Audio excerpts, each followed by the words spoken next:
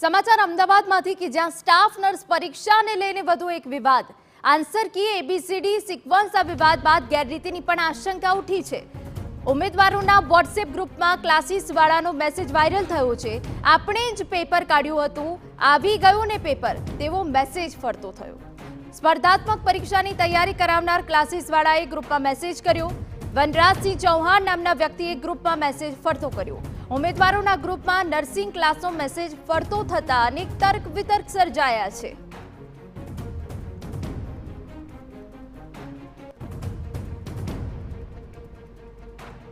તો staff nurse પરીક્ષાને લઈને વધુ એક વિવાદ. પહેલા આન્સર કી એબીસીડી સિક્વન્સના વિવાદ બાદ ગેરરીતિની આશંકા છે કે જેમાં વિપક્ષ દ્વારા પણ અનેક સવાલો ઉઠાવવામાં આવ્યા. વિદ્યાર્થી નેતા દ્વારા અનેક સવાલો ઊભા કરવામાં આવ્યા અને ફરી એક વખત એક વિવાદ સામે આવ્યો છે કે જ્યાં ઉમેદવારોના વોટ્સએપ ગ્રુપમાં ક્લાસીસ વાળાનો મેસેજ એવો આવ્યો છે, આપણે જ પેપર કાઢ્યું હતું, આવી ગયું ને પેપર, તેવો મેસેજ ફરતો થયો છે. હવે જ્યારે આ મેસેજ સામે આવ્યો છે ત્યારે અનેક તર્ક વિતર્ક સર્જાઈ રહ્યા છે. સ્પર્ધાત્મક પરીક્ષાની તૈયારી કરાવનાર ક્લાસીસ વાળાએ ગ્રુપમાં મેસેજ કર્યો છે. વનરાજસિંહ ચૌહાણ નામના વ્યક્તિએ ગ્રુપમાં મેસેજ ફરતો કર્યો છે. જોકે આ મેસેજના કારણે હવે અનેક સવાલ ઊભા થઈ રહ્યા છે. ઉમેદવારોના ગ્રુપમાં નર્સિંગ ક્લાસનો મેસેજ ફરતો થતા હવે અનેક તર્ક વિતર્ક સર્જાયા છે.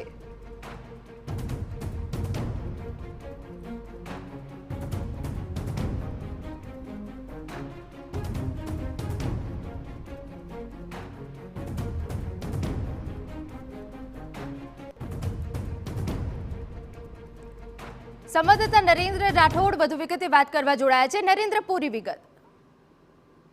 પરીક્ષા લેવામાં આવી હતી ને ત્યારબાદ એને લઈને વિવાદ પણ થયો હતો. ગઈકાલે આપણે જોયું હતું કે કેવી રીતના જે સમગ્ર સિક્વન્સ છે આ પરીક્ષાની, એને લઈને પ્રશ્નો ઉભા થયા હતા. કારણ કે એબીસીડી સિક્વન્સમાં સમગ્ર જે આન્સર કી છે એ જોવા મળી હતી. પરંતુ હવે નવો વિવાદ એ પ્રકારનો સામે આવ્યો છે કે જે એના ક્લાસીસ હોય છે એના સંચાલક દ્વારા જે પરીક્ષાર્થીઓનું એક ગ્રુપ છે એમાં એ પ્રકારની શેખી મારવામાં આવી છે કે આપણે જ આ પેપર કાઢ્યું હતું, આવી ગયું ને આખું પેપર, એ પ્રકારની શેખી મારી હતી. અને એના જ કારણે એ પ્રબળ શક્યતાઓ જોવામાં આવી રહી છે કે કદાચ આ જે પરીક્ષા લેવામાં આવી હતી એમાં ના માત્ર એબીસીડી સિક્વન્સને લઈને પ્રશ્ન ઉભા થઈ રહ્યા છે, પરંતુ કદાચ અન્ય રીતની કોઈ પણ જે ગેરરીતિ છે એ બની હોઈ શકે છે. કારણ કે આ પ્રકારના જે પરીક્ષાર્થીઓનો ગ્રુપ છે એમાં ક્લાસીસ સંચાલક દ્વારા આ પ્રકારની શેખી મારવામાં આવી છે. એમાં તેઓ પ્રકારનો દાવો કરતા પણ જોવા મળી રહ્યા છે કે પેપર એમના દ્વારા કાઢવામાં આવ્યું હતું ને એમને જે કહ્યું હતું એ જ પ્રકારનું જોવામાં આવ્યું છે. મહત્વનું છે કે ગઈકાલે સમગ્ર ઘટના સામે આવ્યા બાદ આરોગ્ય વિભાગ દ્વારા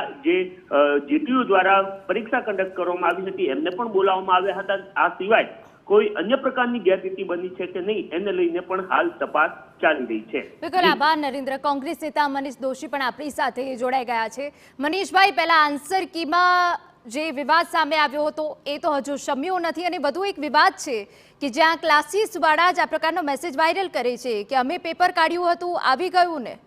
શું પ્રતિક્રિયા આપની?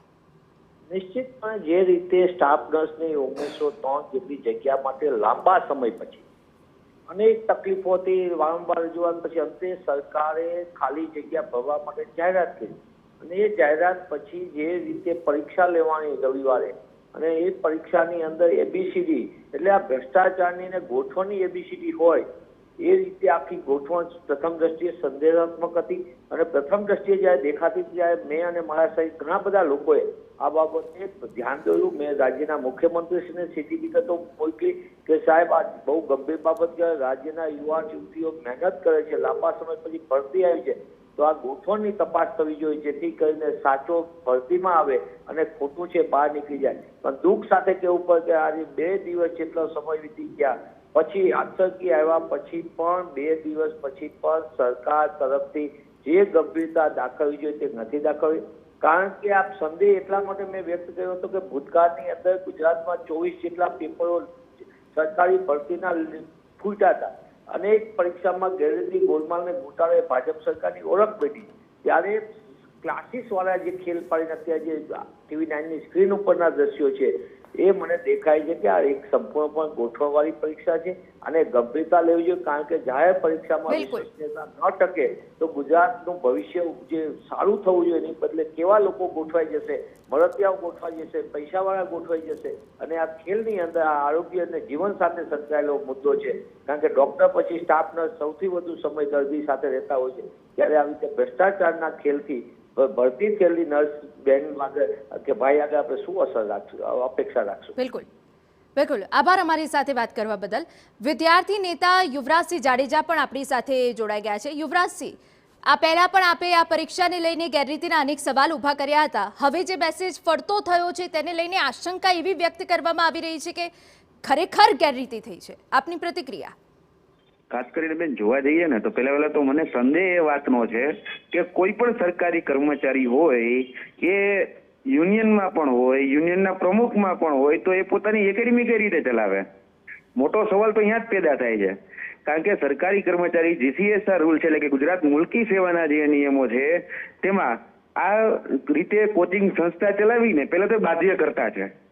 એ કોઈ પણ રીતે આ રીતે કોચિંગ સંસ્થા જ ન ચલાવી શકે. બીજી વાત કે ફક્ત આ એક સંસ્થા નહીં, ગુજરાતની ઘણી બધી એવી સંસ્થાઓ છે બેન કે જેના સત્તાધીશ એટલે કે જેના સંચાલકો અને તેના શિક્ષકો એ સરકારી નોકરિયાત છે અને એ દરેક જગ્યાએ શેખી વાર્તા ભરે છે કે હું જેટલું કરું, તમને તૈયારી કરાવું એટલું કરી નાખો એટલે તમે પરીક્ષામાં પાસ, અને પેપર સેટર તો હું જ છું અને હું કહું એટલું તમે કરશો ને એટલે પરીક્ષામાં તમે નીકળી જશો.